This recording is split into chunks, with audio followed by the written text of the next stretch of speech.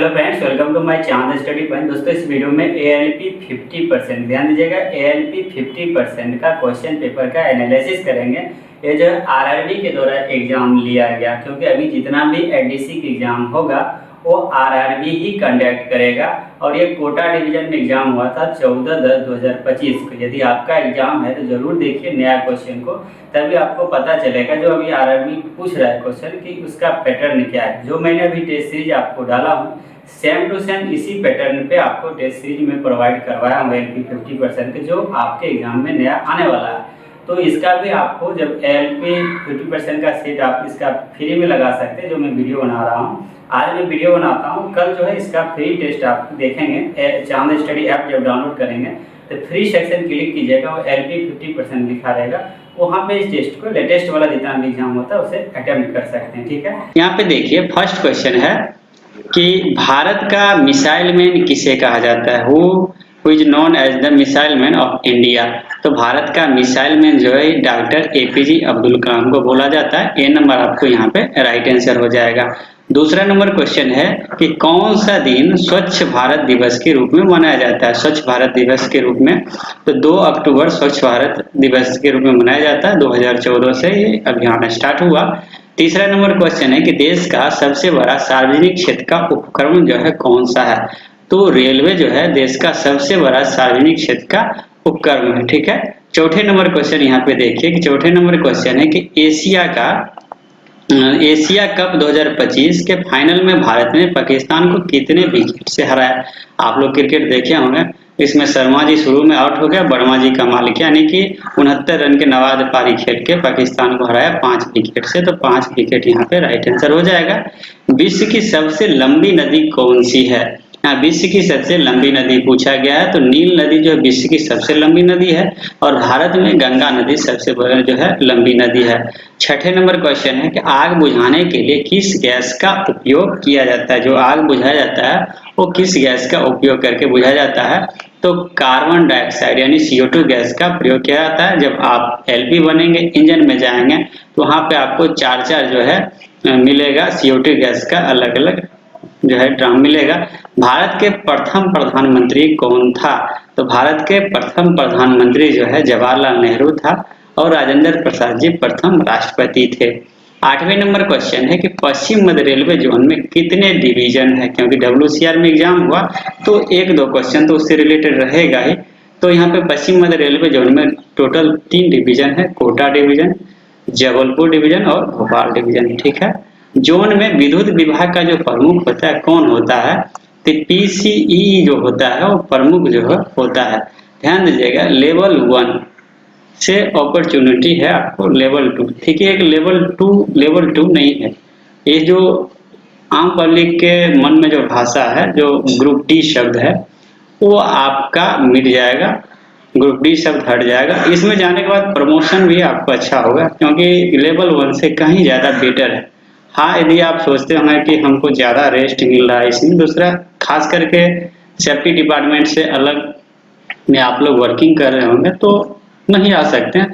बाकी जो ट्रैकमैन भाई है, जो IW में वर्किंग कर रहा है, तो उन लोग के लिए काफी बेटर है। ठीक है, 10वें नंबर क्वेश्चन देखिए कि सेक्स रेशियो ऑफ इंडिया 2025 का लिंगानुपात पूछा गया है। तो ये जो है पहली बार हुआ है कि महिलाओं जो पुरुषों से ज्यादा महिलाओं की संख्या बढ़ी है, यानी कि 1020 हो गया है। ठीक है, प्रति 1000 पुरुष पे 1020 महिला हो गया। वही 2011 के लिंगानुपात की बात करें तो वहां पे प्रति 1000 पुरुष पे 943 सिर्फ जो है महिलाएं थी। तो यहाँ पे 11 नंबर क्वेश्चन देखेंगे कि राजभाषा अधिनियम 1963 जो है कब पारित किया गया। तो 10 मई 1963 को पारित किया गया। 12 नंबर क्वेश्चन है कि हर वर्ष हिंदी दिवस जो है कब मनाया जाता है। तो यहाँ पे हर वर्ष हिंदी दिवस 14 सितंबर को मनाया जाता है। इसमें 2 टाइप का क्वेश्चन आपसे पूछा जाएगा। एक तो हर वर्ष हिंदी दिवस पूछा जाएगा, हो सकता है आपको यहाँ पे विश्व हिंदी दिवस पूछ लिया जाएगा। मान लीजिए विश्व हिंदी दिवस पूछा जाता तो 10 जनवरी को विश्व हिंदी दिवस मनाया जाता है, और हिंदी दिवस 14 सितंबर को मनाया। ज़्यादातर यही क्वेश्चन 14 सितंबर वाला ही पूछा जाता है। यदि पूछ दिया जाए विश्व हिंदी दिवस तो 10 जनवरी आप लोग जरूर लगाइएगा, क्योंकि राजभाषा के जो 10 क्वेश्चन पूछा जाएगा वो आप एग्जाम में एक भी गलत करके मत आइएगा, क्योंकि बहुत बड़ा अपॉर्चुनिटी रहता है। राजभाषा का क्वेश्चन कोई भी गलत नहीं करता है। तो राजभाषा के इसलिए ई बुक भी चांद स्टडी ऐप पर डाल दिया गया है, तो उसे आप लोग जो है डाउनलोड करके प्रिंट करवा सकते हैं। प्रथम जो विश्व हिंदी दिवस मनाया गया था नागपुर में जो है सम्मेलन किया गया था, विश्व हिंदी सम्मेलन जो है नागपुर में हुआ था, ये भी याद रखिए आप लोग, ठीक है। नेक्स्ट क्वेश्चन यहाँ पे देखेंगे 13 नंबर क्वेश्चन है कि आधिकारिक भाषा नियमों के अनुसार जो अंडमान और निकोबार द्वीप समूह जो है किस क्षेत्र के अंतर्गत आता है। यहाँ पे किस क्षेत्र के अंतर्गत, ध्यान दीजिएगा, ए क्षेत्र, बी क्षेत्र और सी क्षेत्र, 3 क्षेत्र में बांटा गया है राजभाषा अधिनियम को। मैं बार बार वीडियो में रिपीट कर देता हूँ तो आपको अच्छे से याद हो जाए, ठीक है। 3 क्षेत्र में बांटा गया है। यहाँ पे क क्षेत्र में जितने भी राज आता है उसे आप लोग याद कर लीजिए। ध्यान दीजिएगा, जो क क्षेत्र है आप एक दिमाग से भी सोचेंगे कि वहाँ ज़्यादातर हिंदी बोला जाता है। जैसे मान लीजिए बिहार है, तो यदि डायरेक्ट बिहार पूछ लिया जाए तो आराम से आप क क्षेत्र में ध्यान रखिएगा। यूपी है तो यहाँ भी हिंदी बोला जाता है, स्वाभाविक बात है कि ये जो है ये क्षेत्र के अंतर्गत आएगा। इसी तरह जो यहाँ पे राजस्थान है, तो राजस्थान में के लोग के भी आप लोग बोलते देखे होंगे कि ज़्यादातर हिंदी ही बोलता है, तो ये क्षेत्र में आता है। उसी तरह हिमाचल प्रदेश, ये भी जो है ये क्षेत्र में आता है। एमपी में भी देखते होंगे कि ज़्यादातर वहाँ लोग हिंदी ही बोलता है, तो ये भी जो है आपका जो है ये क्षेत्र में आता है। और रही बात हरियाणा का, तो हरियाणा का लैंग्वेज देखिएगा हिंदी से ही रिलेटेड रहता है, तो ये क्षेत्र में आता है। झारखंड जो है ये भी जो है आपका हिंदी रिलेटेड है, तो ये क्षेत्र में आता है। उसी तरह उत्तराखंड हो जाएगा, उत्तराखंड हो गया, दिल्ली और अंडमान निकोबार द्वीप समूह ये क्षेत्र में आता है, जो क्वेश्चन में पूछा गया, ठीक है। अंडमान निकोबार द्वीप समूह ये क्षेत्र में आता है। तो ए क्षेत्र और बी क्षेत्र याद करना है, और जो ए क्षेत्र और बी क्षेत्र में नहीं आएगा सीधी है वो सी क्षेत्र में आ जाएगा। तो इस तरह से आपको जो है याद रखना है। और बी क्षेत्र में जो मुख्य तरह से, जैसे गुजराती, आप गुजरात के लोग को देखते हैं कोई हिंदी ज़्यादातर बोलता होगा, गुजराती बोलता है, तो बी क्षेत्र में आएगा। उसी तरह जो है जो महाराष्ट्र हो गया, महाराष्ट्र में क्या, वहाँ पर मराठी लैंग्वेज ज़्यादा चलता है, तो बी क्षेत्र में हो गया। और खास करके जो पूर्वोत्तर राज्य जो जहाँ तक देखते होंगे जहाँ इंग्लिश लैंग्वेज का ज़्यादा चलन है, वो सब सी क्षेत्र के अंतर्गत आ जाता है। यानी कि ए और बी याद कर लीजिए, सी अपने आप जो है याद हो जाएगा। नेक्स्ट क्वेश्चन देखिए, अरुणाचल प्रदेश की राजभाषा क्या है। अरुणाचल प्रदेश की राजभाषा क्या है, तो यहाँ पे इंग्लिश है अरुणाचल प्रदेश के। स्वाभाविक बात है, जब ए क्षेत्र में नहीं आ रहा है, बी क्षेत्र में नहीं आ रहा, तो सी क्षेत्र में आएगा, ठीक है। नेक्स्ट क्वेश्चन देखिए, संविधान की 8वीं अनुसूची में कितने भाषाएं शामिल है। तो 8वीं अनुसूची में कितनी भाषाएं शामिल है, तो टोटल कितना भी भाषा है, टोटल 22 भाषा है, यानी सी नंबर 22 भाषा है। इसमें जो है आपसे कभी कभी पूछेगा विदेशी भाषा कौन है, तो विदेशी भाषा किसको शामिल किया गया, तो नेपाली को शामिल किया गया, नेपाली लैंग्वेज को, जो इसमें आगे क्वेश्चन भी पूछा गया है, ठीक है। यहाँ पे पहले मूल संविधान में कितने भाषा थे, याद रखिए, मूल संविधान में पहले टोटल 14 भाषाएं थी। मूल संविधान में कितना, 14 भाषाएं मूल संविधान में थी। उसके बाद जो है संविधान संशोधन 21वां किया गया, 21वां संविधान संशोधन किया गया 1967 ईस्वी में किया गया, जिसमें कितने भाषाएं को जोड़ा गया, तो सिंधी भाषा को जोड़ा गया। याद रखिए, सिंधी भाषा को जोड़ा गया 21वां संविधान संशोधन के द्वारा। उसके बाद 71वां संविधान संशोधन हुआ। 71वां संविधान संशोधन 1992 में हुआ, जिसमें मुख्यतः 3 भाषा को जोड़ा गया। 3 भाषा कौन सा, याद रखिएगा, कोंकणी है, ठीक है, कोंकणी भाषा जोड़ा गया, मणिपुरी भाषा जोड़ा गया, 2 हो गया। उसके बाद जो है यहाँ पे नेपाली भाषा जोड़ा गया, जो एक विदेशी भाषा है, नेपाली भाषा, ठीक है। तो 14 सिंधी लगा के 15 हो गया, ये 3 भाषा हो गया, 15 + 3 कितना हो गया, 18 हो गया, ठीक है, 18 भाषा। उसके बाद 2003 में संविधान संशोधन किया गया। 2003 में संविधान संशोधन करके जो है 4 भाषा को जोड़ा गया, जिसको हम लोग बोर्ड मास की तरह भी याद करते हैं अपना ट्रिक बना के, ठीक है।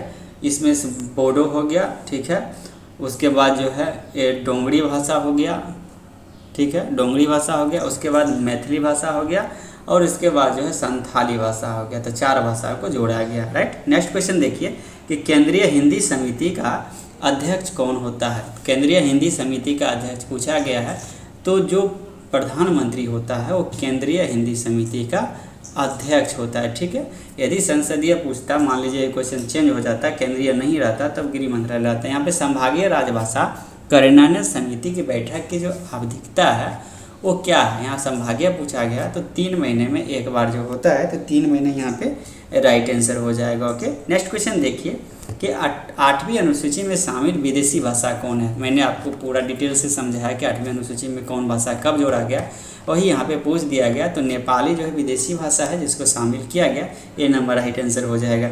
नेक्स्ट क्वेश्चन देखिए, गहन प्रशिक्षण के अंतर्गत प्रबोध पाठ्यक्रम कितने समय का होता है। तो प्रवीण, प्रबोध और प्राज्ञ 3 प्रशिक्षण दिया जाता है, ठीक है। तो यहाँ पे जो प्रवीण पूछा गया है, तो प्रवीण जो होता है, ये सॉरी प्रबोध यहाँ पे पूछा गया है। प्रबोध जो होता है 25 दिन का प्रारंभिक शिक्षा दिया जाता है। अब ये किसको दिया जाता है, मान लीजिए आप भर्ती हो गए, आपको हिंदी का प्राइमरी स्तर तक कोई ज्ञान नहीं है, आपको कोई सब्जेक्ट नहीं है, तो ये 25 दिन का ये कोर्स करवाया जाता है, 25 डेज का प्रवीण कोर्स होता है। और प्रबोध, ये प्रबोध जो कोर्स होता है, प्रवीण के बाद प्रबोध जो होता है, प्रबोध कोर्स जो है, यदि 8वीं तक हिंदी का आपका कक्षा में कम से कम ज्ञान है तभी इस कोर्स को कर सकते हैं, प्रवीण को। ये जो होता है 20 डेज का कोर्स होता है, राइट, 20 डेज का, यानी कि जो प्रबोध होता है 25 दिन का होता है, जो प्रवीण होता है 20 दिन का होता है कोर्स। यहाँ पे प्रवीण पाठ्यक्रम को 70% या अधिक अंकों के साथ उत्तीर्ण करने का नगद पुरस्कार की राशि क्या है। मान लीजिए जो प्रवीण परीक्षा उत्तीर्ण करता है तो उसको एक नगद राशि भी मुहैया करवाया जाता है पुरस्कार के रूप में। तो 70% से यदि अधिक अंक प्राप्त होता है, ठीक है, तो उसको 1800 रुपया मिलेगा पुरस्कार की राशि के रूप में, ठीक है। और यदि ध्यान दीजिएगा 70% से अधिक है, 60 से यदि 70% के बीच है तो पुरस्कार की राशि कितना हो जाएगा, 1200 रुपया पुरस्कार की राशि हो जाएगा। और यदि 55 से 60% है, यदि 55 से 60% है तो पुरस्कार की जो राशि होगा ये 600 रुपया हो जाएगा। तो 600, 1200 और 1800 तीनों याद रखिए, 55 से 60, 60 से 70 और 70 से अधिक, ठीक है।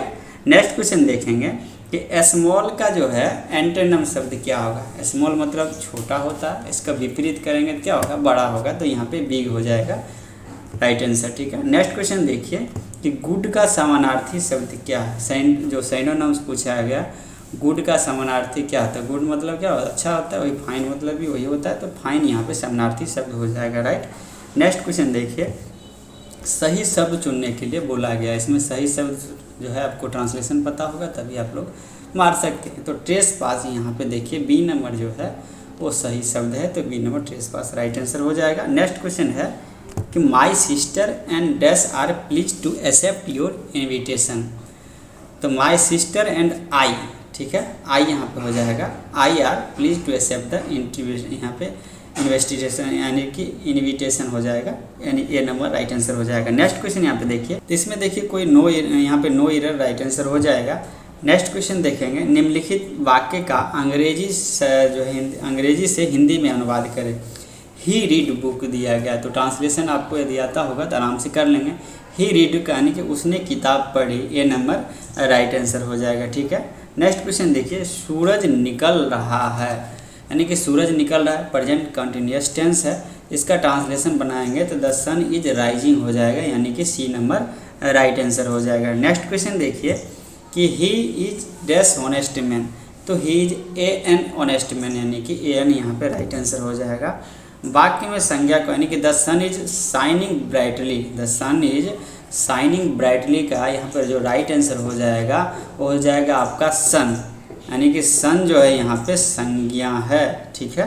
30 नंबर क्वेश्चन है कि चेंज टू एक्टिव वॉइस, यानी कि पैसिव वॉइस दिया गया है, इसको एक्टिव वॉइस में आपको कन्वर्ट करना है। A book was written by her, तो इसका जो एक्टिव वॉइस हो जाएगा सी रोट ए बुक, यानी कि she wrote a book, B number right answer हो जाएगा, ठीक है। नेक्स्ट क्वेश्चन है कि यदि हम 1500 में 712 जो है घटा दें तो हमें कितना प्राप्त होगा। देख रहे हैं कितना अच्छे इजी पूछा गया है, तो बहुत बड़ा अपॉर्चुनिटी है क्योंकि सीट जो है वैकेंट चला जा रहा है। इससे बेटर है कि थोड़ा इजी क्वेश्चन दे जो सबको साइको में बैठने का मौका मिल सके, है कि नहीं। यहाँ पे देखिए 1500 में यदि आप लोग 712 को घटाएंगे तो यहाँ पे जो निकल के आएगा 788 राइट आंसर हो जाएगा। ठीक है। 32 नंबर क्वेश्चन है कि x का मान निकालने के लिए कहा गया है। तो 3x यहाँ पे -7 बराबर 11 है। तो x का मान आराम से आप लोग निकाल लीजिए। 3x बराबर यहाँ पे 11 + 7 यानी कि 18 हो जाएगा। काट देंगे तो x का मान कितना निकल जाएगा, 6 निकल जाएगा। बी नंबर राइट आंसर हो जाएगा। ठीक है। नेक्स्ट क्वेश्चन है यहाँ पे 121 × 0 × 200 × 25 का गुणनफल क्या होगा। तो जैसे ही मान लीजिए 0 आ गया बीच में, तो सीधी बात है कि 0 ही इसका गुणनफल होगा। सी नंबर राइट आंसर हो जाएगा। नेक्स्ट क्वेश्चन है कि एक वर्ग की भुजा की लंबाई 4 सेंटीमीटर है, तो उसका क्षेत्रफल क्या होगा। तो वर्ग का जो है क्षेत्रफल क्या होगा, तो भुजा स्क्वायर, अब 4 का यहाँ पे कर दीजिए, 4 चौका 16 निकल जाएगा, यानी कि सी नंबर राइट आंसर हो जाएगा। नेक्स्ट क्वेश्चन यहाँ पे देखिए, एक त्रिभुज के आंतरिक कोणों का योग कितना होता है। तो 180 डिग्री यहाँ पे डी नंबर राइट आंसर हो जाएगा। ठीक है। मैथ भी काफ़ी इजी पूछा गया।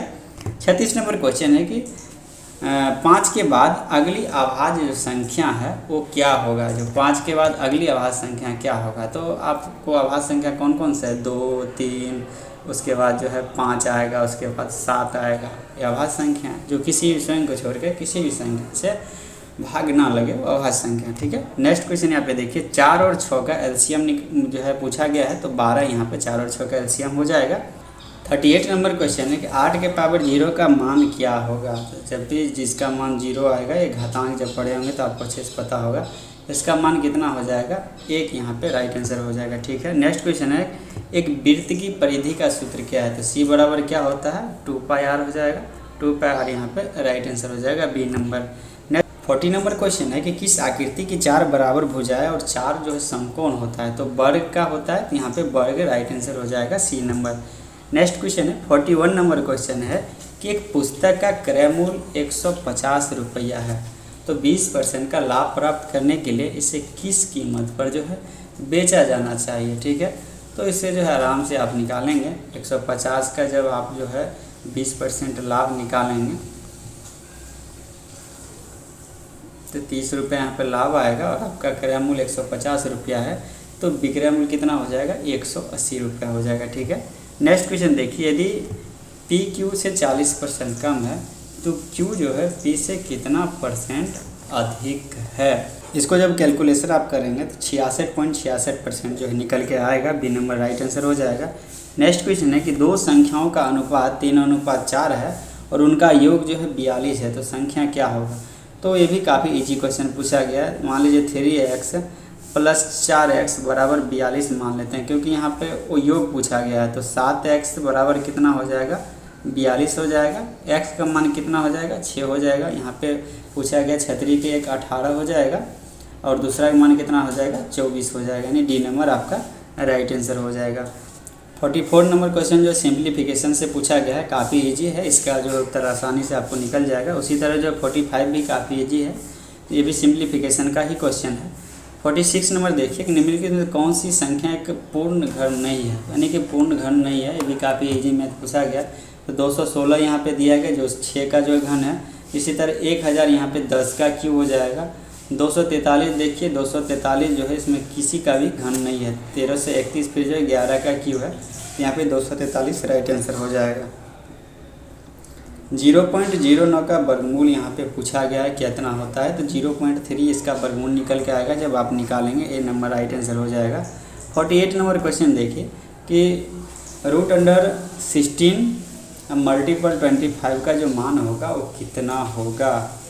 तो जब √, हम निकालेंगे इसका 16 × 5, रूट से 25 जो है, जब रूट से बाहर निकालेंगे तो इसका 20 निकल के उत्तर आ जाएगा। ठीक। 49 नंबर क्वेश्चन है कि श्रृंखला में जो अगला पद होगा वो क्या होगा। ये रीजनिंग पूछा गया है। 2, 5, 9, 14 और 20। ये काफ़ी इजी है। यहाँ पे देखिए +3 बढ़ रहा है, +4 बढ़ रहा है, +5, +6, इसी तरह +7 करेंगे तो यहाँ पे 27 निकल के आ जाएगा, B number. Okay. 50 number question है कि एक कार 5 घंटे में 300 किलोमीटर की दूरी तय करती है, तो उसका जो है गति कितना होगा। तो स्पीड बराबर कितना होता है, स्पीड बराबर हो जाएगा आपका डिस्टेंस। ठीक है। डिस्टेंस बट्टा जो है टाइम हो जाएगा। ठीक है। डिस्टेंस बट्टे टाइम हो जाएगा। आपका स्पीड पूछा है, तो यहाँ पे देखिए डिस्टेंस कितना है, 300 दिया गया है। और 5 घंटा यहाँ पे आपका टाइम दिया गया है। जब इसको काटेंगे तो 60 जो है यहाँ पे किलोमीटर प्रति घंटा निकल के आ जाएगा। B number right answer. इस वीडियो में हम 50 क्वेश्चन करेंगे। नेक्स्ट वीडियो आप लोग जरूर कमेंट कीजिए। जो नेक्स्ट वीडियो होने वाला उसमें टेक्निकल क्वेश्चन पूछा गया है, 3 फेज लोको से, कंडक्ट रूल से, लीव रूल से। जो 60 क्वेश्चन बचा हुआ है उसे हम लोग करेंगे। यदि आप बेटर तैयारी करना चाहते हैं तो चांद स्टडी ऐप डाउनलोड करके LP 50% का टेस्ट सीरीज जरूर आप लोग अटेम्प्ट कीजिए। खासकर वहाँ पे LP साइको का टेस्ट भी उसके साथ फ्री दिया गया है, उसे जरूर अटेम्प्ट करें। धन्यवाद।